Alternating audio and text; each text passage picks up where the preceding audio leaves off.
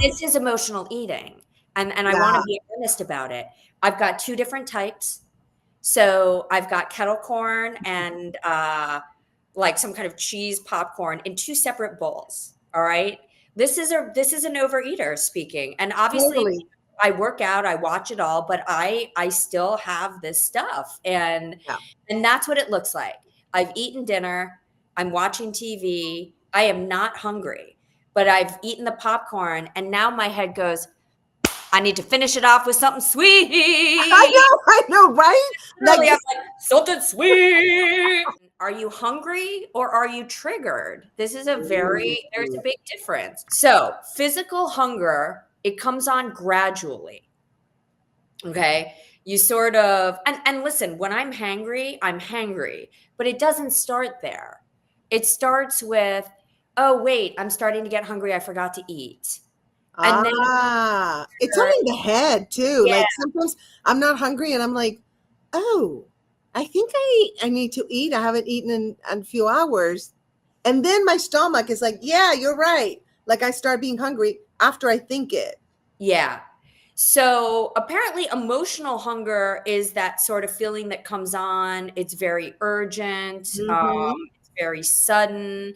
Now, here's the other thing. This is a big one. And I really, as an emotional eater, as a night eater, I snack well beyond being full.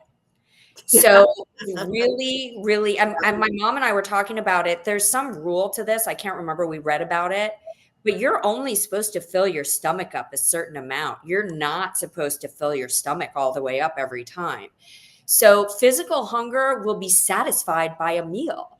You're satisfied, you're done. Emotional hunger craves something specific.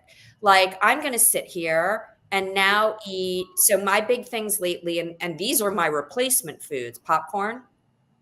Ooh, but that's not that bad. No, that's what I'm saying. It's not that bad, Yeah, it's not but bad. this is emotional eating. And I want Yeah. to be honest about it. I've got two different types. So, I've got kettle corn and like some kind of cheese popcorn in two separate bowls. All right.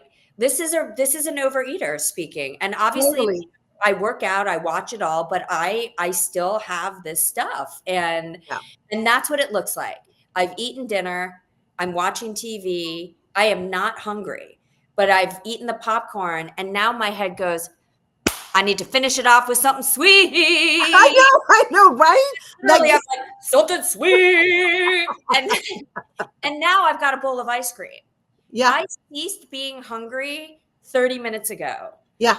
And I may even think as I'm eating the ice cream, you don't even really want this right now. It tastes good. Oh, So yeah. this is where mindful stuff comes in. And then the other big thing is emotional hunger often leads to guilt and shame. So there Yeah. I wake up and the wrappers are there, or I see the bowls of ice cream and popcorn Yeah. in the sink, and I think, how many calories did you eat after 7 p.m. last night? Oh, yeah, that's a big one after 7 p.m. Like I try not to eat. And then all of a sudden at like 11, I'm like, ooh, I can't sleep because I'm hungry.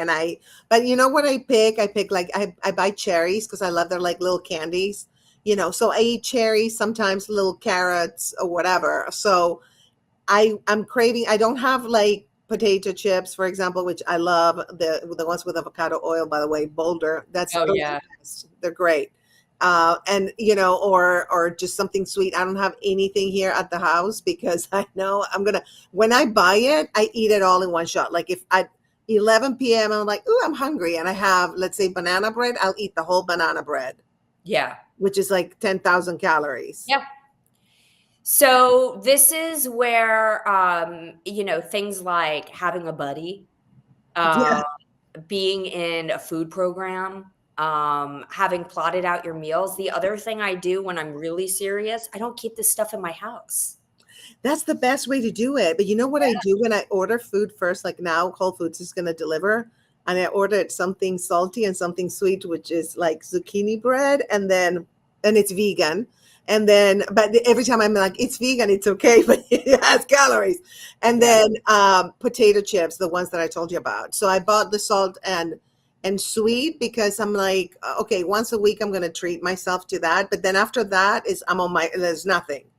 Yeah. I have to go I have a sweet craving, I have to eat fruits. If I have a salty craving, carrots or broccoli or whatever. And you know what? I train my body to do that and it works. Yeah. And this is all about training. It really is. Yes, And that's what I think so many of us don't realize. And that year of doing the meal plans, it wasn't fun. I It know. didn't feel good. But real lasting change Yeah, takes months and months yeah, and months of work. yeah, And in order to be able to do it, you have to take your own ability to ruin yourself out of the picture. yes. That's why things like meal plans, going into a food program, even um, having I don't think it's a bad thing to get a food coach in these situations Not if at you're all. really struggling with it, Yeah, because you want somebody who has experience with this and can really help you find success with no shame. Because this is not something anyone wants to be shamed around. It's going to yeah, happen when it happens. yes. So when I was 25, my mother would have killed to have me eat the way I eat now. Guess what? It took what it took to get me Yeah, there, yeah, but I got absolutely. there.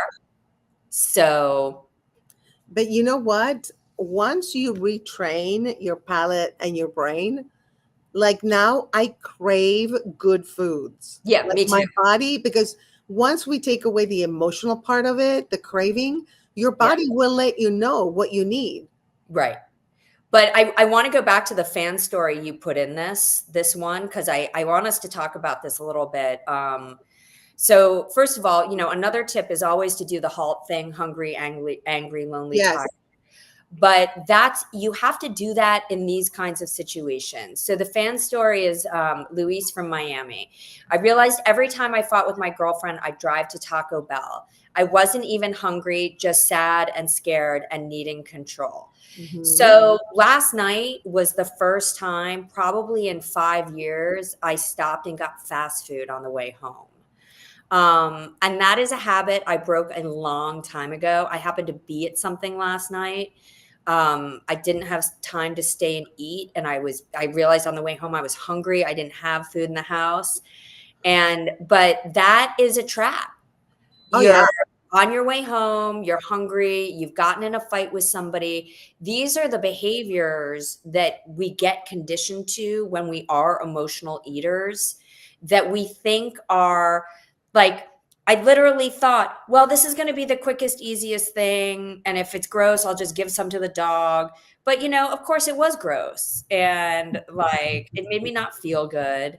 And it's funny how you can even think these things as I'm driving there, but I still did it Oh, because it it was doesn't matter. the least resistance. Oh yeah, you convince yourself. So this is the exercise. Try the whole check-in, like you said. Are you hungry? A, B, angry, C, lonely, and D, tired. Yeah. But also look at your patterns. Like, Yes. is Taco Bell a reward? So for me, it's fried chicken. I have loved fried chicken since I was a kid. I don't know, maybe my dad's from Texas, we love our ribs and our fried chicken, Yeah. but It's in your DNA. it's in my DNA. I've loved it since I was a kid. And, so that's a go-to for me if I wanted like a really bad treat. Fried chicken is really what I wanted. And it's not just the fried chicken, it's those dipping sauces and those Ooh. biscuits and the whole. But Yeah, like, look at what you love and think, is this something I'm doing really to give myself a little treat every now and then, or is this a bad habit? And it that's does true. make me feel not good, and I am trying to watch my weight. The reality is there are lots of things that I love now that are pretty healthy, that are just as good a treat. They just require more work.